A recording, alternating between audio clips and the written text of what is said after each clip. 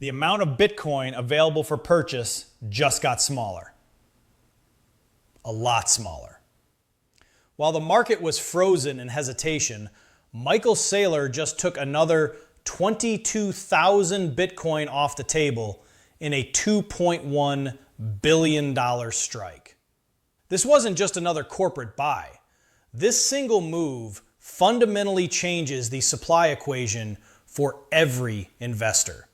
It was done at a premium, directly into market fear, and it forces us all to ask one critical question. What does he know that the rest of us are missing?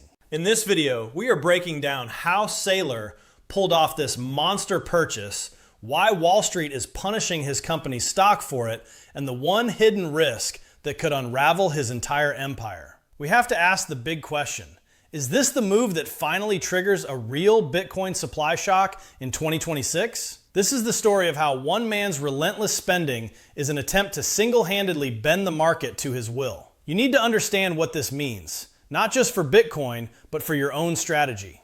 Let's get straight to the numbers because they are staggering. On January 19th, 2026, Strategy, the company you know as MicroStrategy, filed the official paperwork. They announced the acquisition of another 22,305 Bitcoin for a massive $2.13 billion. All of it bought in a single week between January 12th and January 19th. Here's the part you're not being told. This wasn't just buying a dip. This was an aggressive, almost defiant move executed at an average price of $95,284 per coin. That price is critical. It's significantly higher than their overall average cost, which points to one thing: pure urgency. Saylor isn't waiting for the market to give him a discount. He's hitting it with overwhelming force. This explosion of cash didn't come out of thin air either. It was choreographed. On January 18th, Saylor posted a cryptic tease on social media, a chart of the company's Bitcoin buys with a new, much larger orange dot, captioned with just two words: bigger orange. He essentially telegraphed a massive move, putting the entire market on notice. And this bigger orange event was just the climax of an already wild start to 2026. This was a serious escalation. Strategy kicked off the year by grabbing 1,283 BTC for over $115 million on January 4th. Just a week later, they slammed the accelerator, picking up another 13,627 BTC for $1.25 billion. In the first 3 weeks of 2026 alone, Saylor added nearly 38,000 Bitcoin to the company's balance sheet. This latest purchase brings Strategy's total holdings to a mind-blowing 709,715 BTC. That means a single publicly traded company now holds over 3.3% of all the Bitcoin that will ever exist. Their entire portfolio was acquired for a total of $53.92 billion, giving them an average cost just under $76,000 per coin. So even with the recent market swings, their position is deep in profit. This isn't a corporate treasury anymore. It's a financial black hole for Bitcoin, actively sucking supply off the open market at a faster and faster pace. But what's truly bizarre is how the market reacted. And this is where the real story begins. Now, this is where the story gets really interesting and where most people get trapped. With a $2.1 billion buy, you would expect the price of Bitcoin to rocket straight up. But that's not what happened. The immediate reaction was chaotic. When the news hit, Bitcoin was already trading under pressure, dipping toward $91,000 because of unrelated macro fears about new US-EU trade tensions. So Saylor didn't drop this bomb into a roaring bull market. He dropped it into a pool of uncertainty. He was buying the fear. But the most shocking part wasn't Bitcoin's price. It was Strategy's own stock, MSTR. Instead of soaring on this incredibly bullish news, MSTR stock actually plunged. How's that possible?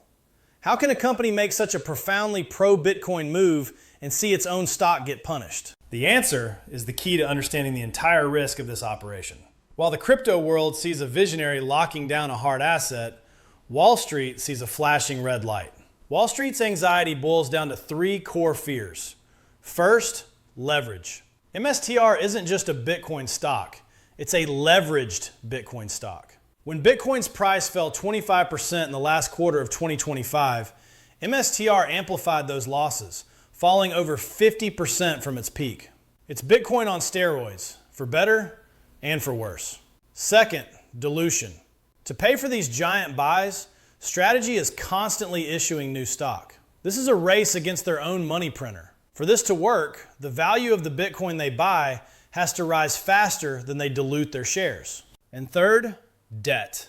The company has funded its Bitcoin hoard with billions in convertible bonds, and those bills are coming due. Investors are terrified of a doom loop, a nightmare scenario where a falling Bitcoin price could force the company to sell Bitcoin to pay its debts, which would crash both the asset and the stock. So while Saylor is playing the long game, the stock market is fixated on short-term risk. This sets up the most important question of all.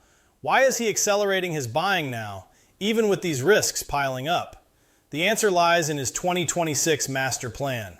This is a huge moment, and this story is moving fast. If you're getting value from this breakdown and want to stay ahead of the game, hit that subscribe button and turn on notifications. We are tracking this every single day, and you are not going to want to miss what happens next. So if the stock market is reacting with fear, why is Michael Saylor doubling down harder than ever? This isn't a reckless gamble. It's a calculated strike based on a long-term vision for 2026 and beyond. To understand it, you have to see how he's funding the operation.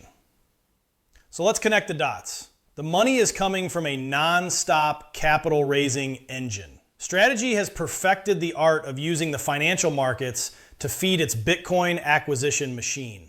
This latest $2.1 billion came mostly from at-the-market offerings, where they sold a mix of common stock and preferred equity. Filings show they raised about $1.83 billion from common stock and another $294 million from preferred shares in just 1 week. Since 2020, they've run this exact play over and over, spending nearly $54 billion to build their stack. Saylor's operating principle is brutally simple. He has stated that holding Bitcoin is a vastly superior use of capital than holding cash. From his perspective, with a core software business that has seen its performance decline, the smartest move isn't issuing dividends or buying back stock. It's converting the company's treasury into a global, decentralized hard asset. He believes Bitcoin's potential upside will more than compensate for any weak operating results. This brings us to his 2026 vision. Saylor is positioning Strategy for what he sees as an inevitable tidal wave of institutional adoption and global currency debasement. He's on record predicting Bitcoin is on a collision course with $200,000, maybe even $250,000 by the end of 2026. He is betting that institutional-grade infrastructure is developing far faster than new Bitcoin is being mined, and he is front-running what he expects to be a massive corporate supply crunch. Now watch what happens next. This aggressive start to 2026 is a strategic reset. The last quarter of 2025 was unusually quiet for Strategy as they dealt with the threat of an MSCI index reclassification. With that threat now off the table, Saylor has slammed his foot back on the gas. It feels like he's making up for lost time. He's not just buying Bitcoin, he's making a multi-billion-dollar bet on a future where today's prices look like a historic bargain. But for a bet this big, the risks have to be just as massive. You need to be aware of the high wire act this company is performing without a net. Now let's be real. We have to talk about the immense risks here because this is not a guaranteed win. Strategy is walking a tightrope, and the same things that make Wall Street nervous could blow up this entire strategy. What happens if this breaks? First, and most importantly, is the leverage. The company's mountain of convertible debt is the elephant in the room. These are real bonds that have to be paid back, with major due dates approaching. This is the doom loop scenario investors fear. If Bitcoin's price goes sideways or drops, the company could be forced to sell Bitcoin to service its debt, which could trigger a downward spiral for both the asset and its stock. While the company maintains it can handle its obligations, It has also admitted that selling Bitcoin remains a possibility as a last resort. The second huge risk is dilution. Every time Strategy sells stock to buy Bitcoin, each existing share you own represents a smaller piece of the company. So far, the rising value of their Bitcoin has outpaced this dilution. But the math tells a brutal story if prices go flat. If Bitcoin were to trade sideways for a long period, the effects of this dilution would become a massive drag on the stock price. And this is the one thing almost no one is talking about. The real danger isn't just a crash, it's a prolonged, boring, sideways market. In that scenario, debt obligations and share dilution become a slow poison, draining the company's value even if Bitcoin itself doesn't fall. This is why you see Wall Street analysts voicing caution. Their warnings aren't necessarily about Bitcoin's future, but about the unconventional and high-risk structure of Strategy itself. So, where do we go from here? Michael Saylor and Strategy just executed a $2.1 billion strike, taking their accumulation strategy to a new level for 2026. This confirms his unwavering belief that Bitcoin is the ultimate treasury asset. But the market's reaction is completely split, with Bitcoin absorbing the buy while MSTR stock got punished over tangible fears of leverage and dilution. What happens now is what really matters. This is a massive tell about a long-term plan to front-run institutional demand and position for a future where traditional currencies are worthless. Saylor is playing a completely different game on a completely different timeline than almost anyone else. He is betting the entire company that digital scarcity will ultimately triumph over short-term market anxiety. The split between MSTR's stock price and the company's Bitcoin strategy is one of the most fascinating stories in finance right now. It is a tug-of-war between Wall Street's short-term risk models and a long-term, uncompromising vision of the future. So I have to ask you, will Wall Street's fears prove right, or is Michael Saylor setting up the single greatest trade of this century? Drop your take in the comments below. And if you want to stay on top of every twist and turn in this wild story, make sure you're subscribed with notifications on. You can't afford to miss this.